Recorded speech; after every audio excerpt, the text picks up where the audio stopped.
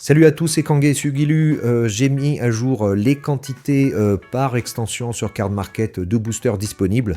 Et donc, on va faire un petit point un peu de l'évolution de tout ça. On commence à avoir un petit peu de durée de temps sur les différentes extensions. Et là, il s'est écoulé 2 semaines depuis la première récupération des données et aujourd'hui. Donc, allez, on va regarder un peu ça. Alors on voit que sur Foudre Noire et Flamme Blanche, on a une quantité de boosters disponibles qui est passée au total de 113 000 à 102 000. Donc on est sur un peu plus de moins 10% en termes de quantité disponible. On voit qu'on est sur un burn rate. Alors burn rate, ils ne sont pas vraiment brûlés les boosters. C'est juste c'est des boosters qui ne sont plus disponibles à la vente sur Card Market. Donc est-ce qu'ils ont été ouverts, est-ce qu'ils ont été stockés, on ne sait pas. Mais en tout cas, la quantité disponible à la vente diminue. Alors je vous rappelle, c'est que je prends en compte les produits qui ont un contenu pur en termes d'extension. Je ne prends pas en compte les produits type coffret avec plein d'extensions différentes dedans. Je prends vraiment que les objets avec un contenu pur type display, tripack, bundle, voilà, certains coffrets avec un contenu non mixte. Et donc voilà, on voit que sur Foudre Noire, c'est plus demandé que Flamme Blanche. On a un burn rate à 1,2% par jour, 657 boosters par jour qui disparaissent de Foudre Noire. Flamme Blanche, ça disparaît moins vite. On voit que on est à 290 boosters par jour qui disparaissent. À la vente. Rivalité Destinée, on a eu une remontée de la quantité disponible. Il y a eu, je pense, un réassort de boosters individuels. Alors je vous rappelle, ces quantités-là, c'est toutes langues confondues. C'est tout filtre, toutes langues confondues. C'est pas que en français. Donc c'est vraiment sur Card Market pour toute l'Europe.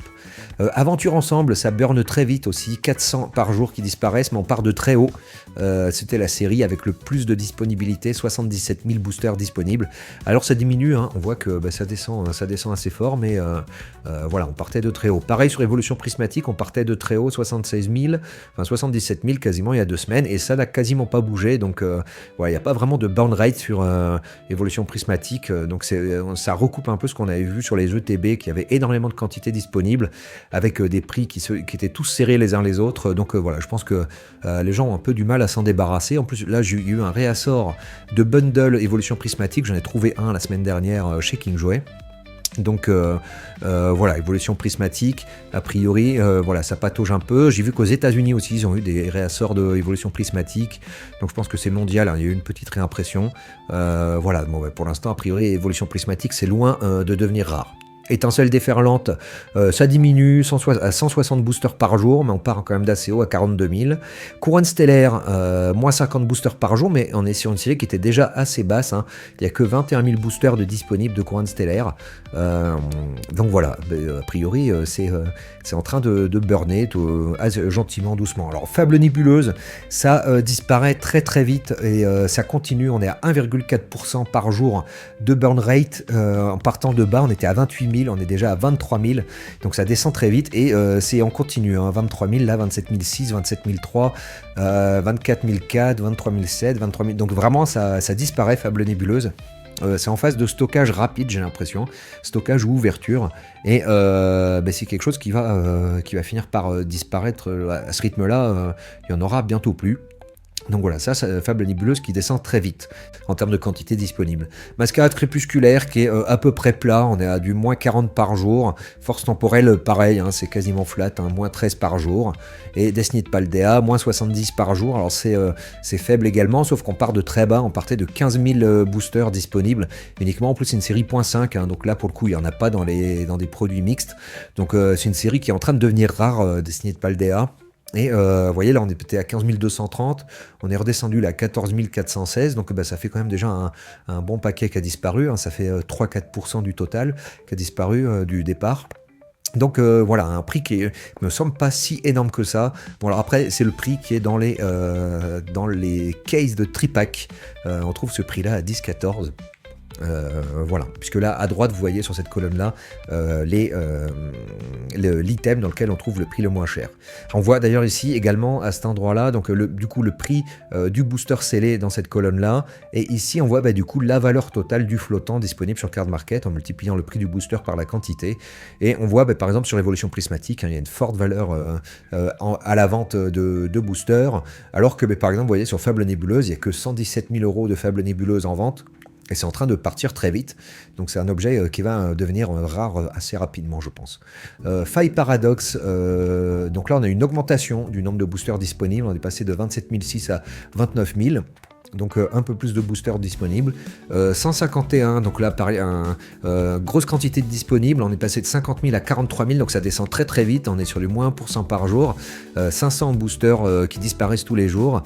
Et on a par contre un gros flottant à 500 000 euros, vu que le booster vaut cher à 11,24. Et on trouve le booster le moins cher dans l'UPC eau florissante. Flamme obsidienne, ça burn, évolution à Paldea, ça burn, écarlate et violet également ça burn. Voilà, c'est en train de disparaître à un rythme assez important, avec des quantités, vous voyez, qui étaient déjà assez basses, 22 000 sur Flamme obsidienne. Donc ben voilà, ça suit son cours de scellé, le scellé c'est logique, au fur et à mesure du temps ça disparaît, et au moment où commence à y en avoir vraiment très très peu, c'est là que les prix généralement prennent un bump à la hausse. Enfin, de ce que j'en ai compris. On va voir si ça se...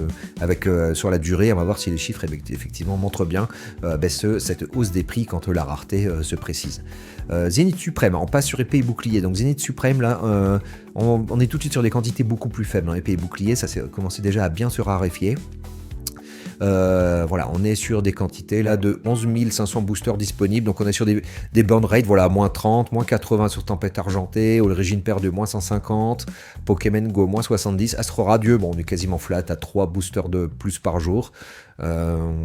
Voilà, Star Étincelante, moins 11, Point de Fusion 3. Il y a Évolution Céleste, où les quantités réaugmentent assez fortement. On est passé de 13 700 à 15 500, donc voilà, là on voit on les trouve le prix le moins cher dans les displays, et on a un flottant à 475 000 euros d'Évolution Céleste, donc c'est une grosse série qui vaut cher, parce que le booster à 30 euros, forcément tout de suite ça chiffre vite. On est quasiment au même niveau de valeur de flottant que sur 151 et presque au niveau également d'évolution prismatique. Donc évolution céleste pour une série qui est ancienne, ça continue de représenter un gros montant d'argent disponible, enfin de flottant disponible sur Card Market. Voilà, après je vous laisse regarder les autres séries d'épée au bouclier. Donc voilà, là moi j'ai pris un petit ticket là-dessus sur Clash des Rebelles, où il y en a vraiment très très peu maintenant, 1900. Il n'y en a plus que 1900 disponibles avec un prix assez bas à 10 euros, ce qui fait un flottant disponible très très faible de 21 000 euros sur Clash des Rebelles. Donc c'est vraiment quasi rien, c'est vraiment une série qui a quasiment disparu et les prix sont encore assez faibles. Donc moi j'ai pris un petit pari, on va voir si ça se réalise, le fait qu'un produit devienne rare, même s'il était peu apprécié à l'époque. Je crois que de ce que j'ai compris, Clash des Rebelles c'était vraiment la série rincée de début d'épée et bouclier, qui était vraiment pas intéressante, et on va pouvoir voir du coup si juste le fait que l'item devienne rare, même s'il n'est pas forcément très demandé, si ça va faire monter le prix ou pas, on va pouvoir suivre ça avec le temps. Je pense que ça va être intéressant, parce que là on est vraiment sur un objet qui est quasiment, qui est en phase de disparition, avec un flottant uniquement à 20 000 euros, c'est vraiment très très faible. Donc en passant, on voit que le total de burn rate par jour de boosters de épée et bouclier et écarlate et violet est de 3100 boosters par jour qui disparaissent du flottant. Sachant que là, vous voyez, quand Foudre Noire et Flamme Blanche sont arrivés, on s'est retrouvé du coup avec 113 000 boosters de disponibles, sachant qu'on a en gros à peu près une série tous les 50 jours. Si je divise 113 000 par 50... Voilà, je suis sur du 2260, donc voilà, les quantités de boosters diminuent et régulièrement il y a une nouvelle série qui apparaît et qui vient rapporter à peu près l'équivalent de ce qui disparaît jour après jour. Donc les anciennes séries se raréfient, mais tous les 50 jours en gros à peu près, il y a une nouvelle série qui apparaît, qui vient réapporter du booster disponible dans le flottant. Et par contre, voilà, les anciennes séries, elles diminuent petit à petit. On voit bien là, sur les chiffres, que plus on recule dans les extensions, là, donc de Foudre Noire jusqu'à épée et bouclier, les quantités diminuent au fur et à mesure, globalement, que les séries sont plus vieilles. Donc voilà en gros ce qu'on pouvait dire sur l'évolution des quantités disponibles par série sur Card Market. C'était Kangay Sugilu, je vous dis à bientôt.